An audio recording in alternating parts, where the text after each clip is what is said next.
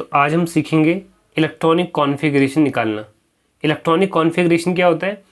किसी भी एटम में इलेक्ट्रॉनों का अरेंजमेंट, उसे हम कहते हैं इलेक्ट्रॉनिक कॉन्फ़िगरेशन। तो यहाँ पर देखो क्या होती है, जो एटम्स होते हैं उनमें शेल्स होते हैं KLMN, और हमें उन्हीं शेल में इलेक्ट्रॉन्स को अरेंज करना है और उसी को हम कहते हैं इलेक्ट्रॉनिक कॉन्फ़िगरेशन। अब देखो यहाँ पर होता क्या है कि कोई जो एटम होता है ना, उसके अंदर क्या होती है, देखो शेल्स होती हैं। तो जो पहली शेल होती है उसमें आ सकते हैं मैक्सिमम 2 इलेक्ट्रॉन, और जो बाकी की शेल्स है उसके अंदर आ सकते हैं 8 तक इलेक्ट्रॉन।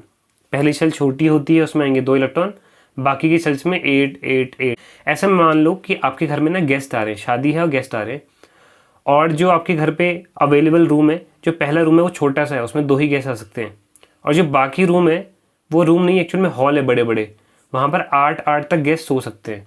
तो आपको उन गेस्ट को इन शेल्स में अरेंज करना है।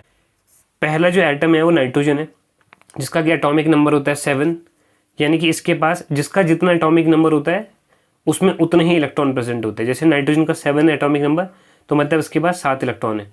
तो आपको ये जो 7 मेहमान आए हैं आपके घर पे, उनको इन शेल्स में अरेंज करना है।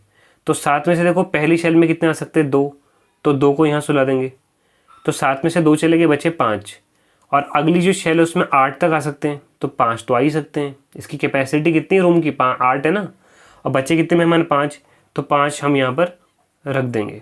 तो ये हो जाएगा इसका इलेक्ट्रॉनिक कॉन्फ़िगरेशन 2 5। अगला है बोरॉन।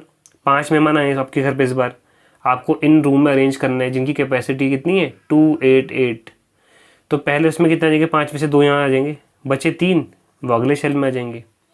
वैसे यहाँ कार्बन, इसके एटॉमिक नंबर 6 होता है, 6 इलेक्ट्रॉन है, तो पहले शेल में पहले रूम में 2 आ गए, बचे 4, और अगले रूम में 8 सो सकते हैं, तो 4 तो आ ही सकते हैं, तो ये हो गया। फिर है फॉस्फोरस, जिसका एटॉमिक नंबर 15 होता है, तो 15 इलेक्ट्रॉन है इसके पास, है ना, 15 मेहमान है आपके घर पे, आपको इन शेल्स में अरेंज करना है। तो पहले में आ जाएंगे देखो 2, फिर 8 और 2 10 हो गए, तो बचे 5, तो 5 आ जाएंगे तीसरे शेल में। तो पहले शेल में 2 आ गए, फिर 8 आ गए, फिर 5 आ गए, ठीक है। क्लोरीन का एटॉमिक नंबर 17, इसमें अरेंज करो इलेक्ट्रॉन। पहले शेल में 2 से ज़्यादा नहीं आ सकते, फिर 8, तो 2 और 8 कितने हो गए, 10, तो 17 में से 10 अरेंज कर दिए, बचे 7, तो ये 7 आ जाएगा तीसरे शेल में। तो ये हो गया इनका इलेक्ट्रॉनिक कॉन्फ़िगरेशन।